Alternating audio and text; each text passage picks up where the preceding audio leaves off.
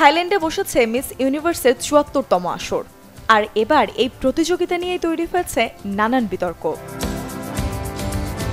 প্রতিযোগিতার প্রধান বিচারক প্যানেল থেকে ২ সদস্য পদত্যাগ করেছেন, যার মধ্যে একজন সরাসরি প্রতিযোগীদের নির্বাচনী প্রক্রিয়ায় কারচুপির অভিযোগ তুলেছেন।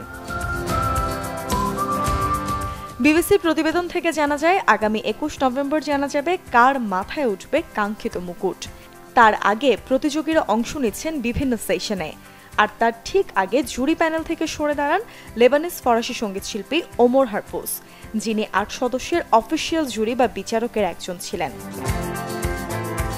গতকাল মঙ্গলবার তার এক ইনস্টাগ্রাম পোস্টে তিনি জানান, হঠাৎ একটি গঠিত গোপন জুরি নাকি আগেই চূড়ান্ত ৩০ জন ফাইনালিস্টকে বেছে ফেলেছে এবং সেই বাছাইয়ের সময় কোনো অফিসিয়াল বিচারকই উপস্থিত ছিলেন না।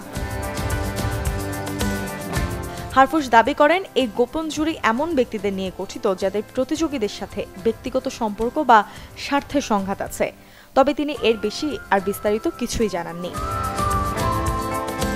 হারফুসের অভিযোগের মাত্র কয়েক ঘন্টা পরে আরেক বিচারক ফরাসি ফুটবল ম্যানেজার ক্লোদ ম্যাকেলেলে ব্যক্তিগত কারণ দেখিয়ে পদ ছাড়ার ঘোষণা দেন।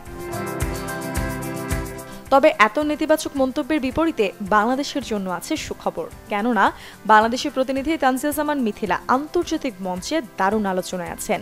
জনপ্রিয়তার ভোটেও তিনি শীর্ষে পৌঁছে যাওয়ার একদম কাছাকাছি। ইতোমধ্যেই বাংলাদেশের পক্ষে রেকর্ড ১৫,৫০,০০০ ভোট পড়েছে তার। মিথিলাকে আজ রাত বুধবার ১১টা ৫৯ মিনিট পর্যন্ত ভোট দেওয়া যাবে। Desk report, channel 24।